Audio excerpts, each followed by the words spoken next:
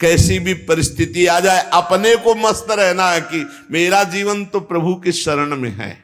चाहे भारी अपमान हो या दुख हो या विपत्ति हो या सुख हो सम्मान हो, ये प्रभु को जीवन समर्पित है, जैसे चाहे वैसे। यहां शरणागत को बुखार आ जाए या कोई भी कष्ट हो जाए तो उसको अपनी शरणागति पे संशय। बुखार क्या, भगवान की शरण में बुखार। स्वास्थ्य जरा सा बिगड़ गया, परिवार का जरा सा भी संकट कुछ ऐसा आ गया तो बोले श्रद्धा नहीं रह गई। ये शरणागति नहीं, ये बाजारू दुकानदार है, ये शरणागत नहीं। देखो शरणागति का हिम्मत करके सुनना। धन आवे या सब नष्ट हो जाए, परिवार के पूरे स्वस्थ जीवित रहे या सब मर जाएं, शरणागति शरणागति।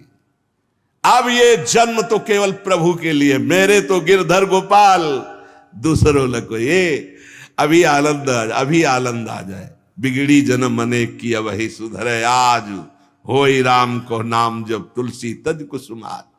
अनेक जन्मों की बिगड़ी अभी बन जाए, शरणागति केवल स्वीकार कर। पर शरणागति का अर्थ समझो, धन आवे या सब नाश हो जाए, पूरा परिवार स्वस्थ रहे या सब मर जाए, मेरे तो गिरधर गोपाल, हमारी करताल बंद नहीं होगी। इसे भी करताल ही कहते हैं। राधा राधा राधा राधा राधा, सब पधारे पड़े हैं। राधा राधा राधा, जय हो प्यारे आपकी, आपका है सब, आप जैसा खेल करो। तो मतलब क्या था शरणागति का, भगवान के भजन का, जब ये सब हो गया अभी समझ नहीं पाए। पक्का समझो तुम्हारा कपड़ा बहुत गंदा हो गया है। जब धोबी को कपड़ा दिया जाता है तो शिला पर पछाड़ता है, उसे निचोड़ के मार मार मार के, पानी का उबला हुआ पानी का छींटा दे दे के, ऐसे ही कुछ भगवान करते हैं। दुख रूपी छींटा दे दे के वो पछाड़ मारते हैं निर्मल करने के लिए। पुराने जन्म के दाग लगे हैं, भारी विपत्ति, भारी दुख, भारी संकट, तैयार रहो, शरणागत हो, तैयार।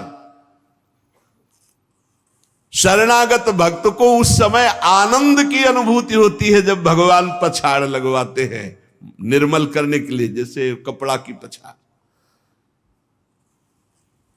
ओहो, उसको आनंद की अनुभूति होती। यही तो खास बात है शरणागत और संसारी पुरुष में अंतर। वो ये देखता मेरे प्रभु की मर्जी से दुख आया है, और प्रभु मंगल भवन है, अमंगल हो नहीं सकता, ये कोई मंगल विधान है। वो नाचता है कि मैं प्रभु का हूं, मेरे को प्रभु ने स्वीकार कर लिया, अब उनकी स्वेच्छा चलेगी, अब उनकी इच्छा चलेगी। एक बार ऋषिकेश में सत्संग हो रहा था तो पूज्य श्री जयदयाल गोविंद जी महाराज विराजमान थे, बड़े सिद्ध ज्ञानी पुरुष, गृहस्थाश्रम में होते हुए। तो सत्संग में हुआ कि सबकी मन की चाही थोड़ी हो जाएगी, होता है प्राय। तो उन्होंने कहा कि मेरे तो मन की चाही ही होती है। उनका ऐसा कैसे हो सकता है कि जो मन चाहे वही हो जाए? उनका ऐसा ही होता है।